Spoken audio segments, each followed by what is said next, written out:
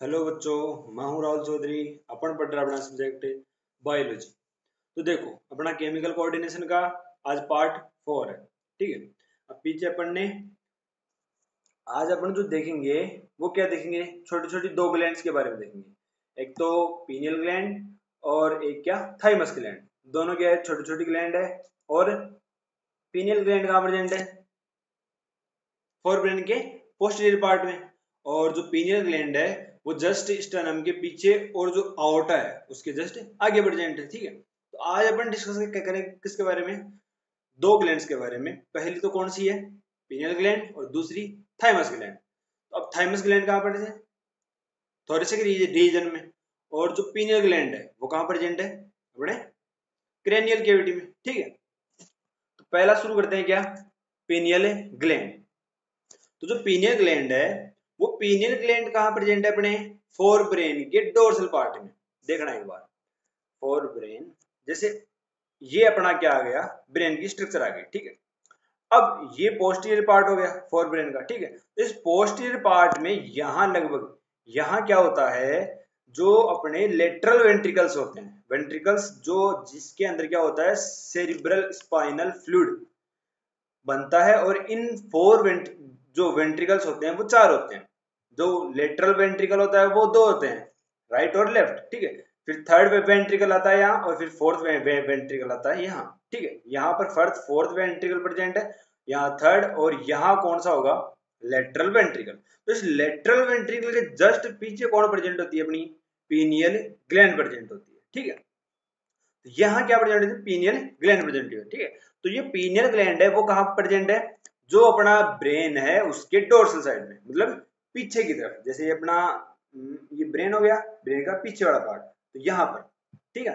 इन hypothalamus या जो अपने हाइपोथैलेमस कार्पस कोलोसम, इन सब के पीछे, मतलब फोर ब्रेन के पीछे वाले पार्ट में प्रेजेंट होगी। आई बात समझ, इस तरीके। फंक्शन जो है इसका, ये ग्लैंड मेनली क्या करती है, जो मेलाटोनिन है उस मेलाटोनिन हार्मोन का सिक्रेशन करती है। ठीक है।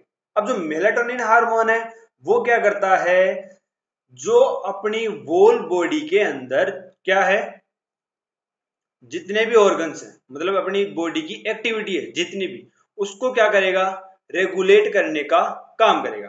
ठीक है। मेलाटोनिन हार्मोन सिक्रेट होगा, और मेलाटोनिन हार्मोन क्या करेगा, अपनी बॉडी के अंदर जितनी भी एक्टिविटी है उनको कंट्रोल करने का काम करेगा। जैसे कि जैसे अब दिन के समय बॉडी को बिल्कुल एक्टिव रहेगा, नाइट के टाइम बॉडी को रेस्ट करने के लिए बोलेगा। तो अल्टीमेटली क्या कर रहा है, पूरी बॉडी को एक तरीके से, मतलब कब क्या सोना है कब उठना है ये सारा काम करेगा। तो एक तरीके से ये क्या है, बायोलॉजिकल क्लॉक बोल रहे हैं इसको। क्या बोल रहे हैं, बायोलॉजिकल क्लॉक बोल रहे हैं। ठीक है। क्योंकि ये क्या है, बड़ा सोने और जागने का जो पूरा प्रोसेस है, उस पूरी प्रोसेस को क्या कर रही है, कंट्रोल करने का काम कर रही है। कौन, अपनी पीनियल ग्लैंड। ठीक है। और इससे जो हार्मोन सीक्रेट होता है कौन सा होता है, मेलाटोनिन हार्मोन। ठीक है। मेलानिन नहीं होता, मेलाटोनिन। ठीक है। मेलानिन अलग होता है और मेलाटोनिन अलग होता है। ठीक है। मेलानिन मत समझना इसको। ठीक है। मेलानिन तो कहां से सीक्रेट होगा, एंटीरियर पिट्यूटरी ग्लैंड से। आई बात समझ में। तो मेलाटोनिन क्या करेगा, अपनी जागने और सोने की पूरी जो प्रोसेस है उसको कंट्रोल करने का काम करेगा। ठीक है। अब यहाँ लाइन लिखी हुई है, hormone regulate the body's 24 hours diurnal rhythm, मतलब रिदम, सोने जागने की रिदम की बात कर रही है। ठीक है। इस तरीके से अगला क्या है इसके रोल्स है। देखो, पहला काम तो मैंने तुमको बता दिया कि सोने जागने का जो काम है वो कंट्रोल करने का काम करता है कौन, अपनी पीनियल ग्लैंड। ठीक है। दूसरा क्या काम करता है, कुछ हद तक, वैसे तो हाइपोथैलेमस करता है टेम्परेचर रेगुलेट करने का काम। ठीक है। तो कुछ हद तक बॉडी की टेम्परेचर को भी कंट्रोल करने का काम करेगा। क्यों, क्योंकि अल्टीमेटली क्या हो गया, ये जो अपनी बॉडी के अंदर जो एक्टिविटी है वो डिक्रीज हो जाती है। ठीक है। तो जब अपन जागे रहते हैं तब अपनी बॉडी की एक्टिविटी ज्यादा होती है, और सोते हैं तब बॉडी की एक्टिविटी कम होती है। ठीक है। तो अलग अलग टाइम पर अपनी बॉडी का क्या है, एक्टिविटी अलग अलग है। तो उस टाइम क्या होता है, बॉडी का टेम्परेचर तो उतना ही रखना है अल्टीमेटली। ठीक है। लेकिन एक्टिविटी होगी तो एनर्जी भी जनरेट होगी, हीट भी प्रोड्यूस होगी। लेकिन उस हीट या अपन रेस्ट कर रहे हैं, दोनों कंडीशन में क्या करेगा, ये बॉडी का टेम्परेचर अल्टीमेटली हाइपोथैलेमस के साथ कोलैबोरेट करके ये टेम्परेचर रेगुलेट करने का काम करेगा। आई बात समझ में? ठीक है। दूसरा है influence metabolism, pigmentation and menstrual cycle. Metabolism तो अल्टीमेटली देखो अपनी बॉडी की जो एक्टिविटी है उन पर डिपेंड करता है, ठीक है। पिगमेंटेशन कैसे करेगा? तो जो अपनी बॉडी है, बॉडी के अंदर क्या है, जैसे लाइट का टाइम है, मतलब लाइट है, ठीक है, लाइट ज्यादा है तो मेलाटोनिन का सिक्रेशन कम होगा, मतलब ये क्या है, एंटी प्रोपोर्शनल है दोनों, मतलब लाइट ज्यादा तो मेलाटोनिन कम, लाइट कम तो मेलाटोनिन ज्यादा। तो अल्टीमेटली डिपेंड किस पर कर रहा है मेलाटोनिन? लाइट के ऊपर, अल्टीमेटली डिपेंड लाइट के ऊपर कर रहा है, और लाइट के ऊपर डिपेंड कर रहा है तो अपने सोने जागने की जो प्रोसेस है उसको भी कंट्रोल करने का काम करेगा। आई बात समझ?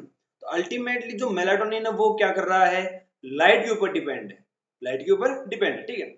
अब जैसे तुम ज्यादा सोते हो, मतलब ज्यादा तो क्या नॉर्मल सोते हो, मतलब जितनी अपनी नींद की आवश्यकता है उतना सोते हो, तो अपनी जो बॉडी का पिगमेंटेशन है वो नॉर्मल रहेगा, ठीक है। अगर कम सोते हो तो बॉडी में डार्कनेस आने के चांसेस ज्यादा होते हैं, पिगमेंटेशन होने के चांसेस ज्यादा होते हैं, ठीक है। ये एक मतलब छोटा मोटा एस्टिमेट है ना, मतलब ऐसा इतना भी ज्यादा इफेक्ट नहीं करता, लेकिन नॉर्मली करता है। आई बात समझ? दूसरा क्या है, मेंस्ट्रुअल साइकिल। मेंस्ट्रुअल साइकिल को कैसे करेगा? क्योंकि ये हार्मोन क्या कर रहा है, जो जीएनआरएच मतलब गोनेडोट्रोपिन रिलीजिंग हार्मोन, उसके सिक्रेशन को अफेक्ट करता है कौन? मेलाटोनिन। तो अगर जीएनएचआरएच गोनेडोट्रोपिन रिलीजिंग हार्मोन का अगर मतलब जो सिक्रेशन होने की प्रोसेस है, कम सिक्रेट होने की प्रोसेस है, वो अफेक्ट होगी तो कौन अफेक्ट होगा? गोनाड्स अफेक्ट होंगे, ओवेरियन टेस्टिस, और वो अफेक्ट होंगे, मतलब एफएसएच और एलएच कम ज्यादा होंगे, वो कम ज्यादा होंगे तो अल्टीमेटली गोनाड्स अफेक्ट होंगे, ठीक है। कार्पस ल्यूटियम वो सब, प्रोजेस्टेरोन एस्ट्रोजन, वो सारे हार्मोन्स अफेक्ट होंगे, ठीक है। तो अल्टीमेटली इफेक्ट किसको करता है? Menstrual cycle. क्यों? क्योंकि ये क्या कर रहा है, गोनाडोट्रोपिन रिलीजिंग हार्मोन के सीक्रेशंस को अफेक्ट कर रहा है, ये वाला हार्मोन। आई बात समझ? Support the body defence capabilities, कुछ मात्रा में क्या करता है, ये डिफेंस मैकेनिज्म में भी हेल्प करता है, ठीक है। तो ये क्या है अपना, जो अपना पीनियल ग्लैंड है, वो यहाँ पर इसका लोकेशन आ गया, हार्मोन कौन सा है और फंक्शन क्या क्या है, वो सब अपन ने देख लिया, ठीक है। अगली जो चीज आती है वो क्या आती है, थाइमस ग्लैंड। अब थाइमस ग्लैंड कहाँ होगी, देखना एक बार। जैसे ये अपना क्या है, स्टर्नम है, ठीक है। स्टर्नम के जैसे यहाँ पर अपना स्टर्नम है, ठीक है। स्टर्नम की पीछे कौन होती है, थाइमस ग्लैंड। लेकिन पीछे कहाँ होगी, जब तक आउटा नहीं आ जाती, आउटा के जस्ट आगे प्रेजेंट होती है, ठीक है। तो एंटीरियर होगी किसके, जस्ट आउटा के, और बाई लोब्ड, मतलब एक तरीके से मान लो टू लोब्स के अंदर डिवाइड होगी वो, ठीक है। तो इस तरीके से क्या दिखेगी अपन को, अपनी थाइमस ग्लैंड दिखेगी। आई बात सुनने? जो थाइमस ग्लैंड है क्या है, located the lungs behind the sternum and ventral side of the outta. Ventral मतलब आगे की तरफ, आउटा के आगे की तरफ होगी, ठीक है। और ये क्या होती है, स्ट्रक्चर कैसे होती है, लोबुलर। लोबुलर में भी कैसे होती है, बाय लोब्ड, मतलब इस तरीके से दो लोब निकले होंगे, जैसे अपनी ये अंगुली दिख रही है, ठीक है। तो ऐसे ये पूरा तो हिस्सा शुरू बड़ा हो गया, फिर ये आगे आगे टू लोब्स के अंदर डिवाइड हो जाती है, तो ऐसे अपनी बाय लोब्स फॉर्म के अंदर दिखती है, ठीक है। अब आते हैं इसकी क्या फंक्शंस, क्या आते हैं इसके फंक्शंस। तो जो प्राइमरी फंक्शन है इसका वो ही है क्या, इम्यूनिटी वाला। इम्यूनिटी में मेनली कौन, टी लिम्फोसाइट्स का फॉर्मेशन का हेल्प करेगी, ठीक है। तो जो थाइमस ग्लैंड है वो अल्टीमेटली हेल्प क्या में करती है, इम्यूनिटी बूस्टिंग में, इम्यूनिटी बूस्टिंग में हेल्प करती है, ठीक है। और जो इसका हार्मोन है कौन सा होगा, थाइमोसिन हार्मोन। कौन सा होगा, thymosin hormone. Development of immune system produces peptide hormone called thymosin hormone. तो अपनी जो थाइमस ग्लैंड है लोकेशन कहाँ है, आओर्टा और स्टर्नम के बीच में, बाई लोब्ड होती है, और हार्मोन कौन सा सीक्रेट करती है, थाइमोसिन हार्मोन सीक्रेट करती है, ठीक है। और थाइमोसिन हार्मोन अल्टीमेटली काइड में हेल्प करेगा इम्यूनिटी बूस्टिंग में, इम्यूनिटी बूस्टिंग में, ठीक है, इम्यूनिटी मेंटेन रखने में।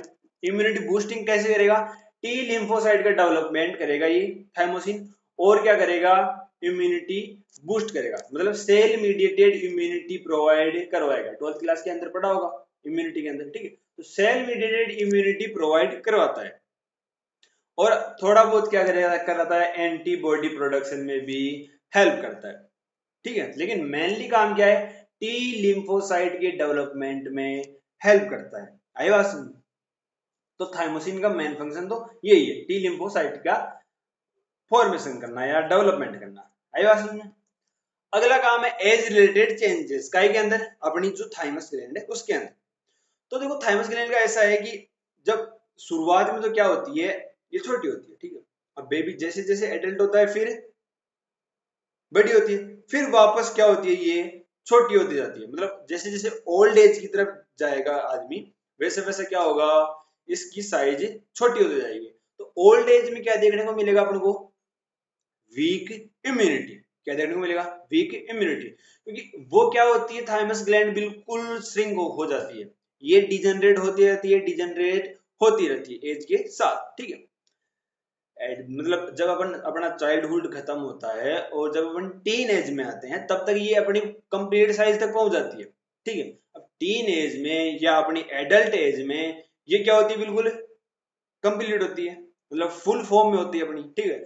लेकिन बाद में जैसे जैसे एडल्ट एज से ओल्डर एज की तरफ जाना शुरू होता है ह्यूमन, तो क्या होती है, इसकी साइज श्रिंक होती जाती है, इसका डिजेनरेशन होना शुरू हो जाता है। फिर क्या होती है, इसकी साइज छोटी हो जाती है, इसकी साइज छोटी होगी तो टी लिम्फोसाइट का डेवलपमेंट कम होगा, टी लिम्फोसाइट का डेवलपमेंट कम होगा तो इम्यूनिटी वीक, ठीक है। इसीलिए क्या होती है, जो ओल्डर एज पीपल होते हैं उनके अंदर इम्यूनिटी वीक होती है, वो ज्यादा बीमार होते हैं अल्टीमेट, ठीक है।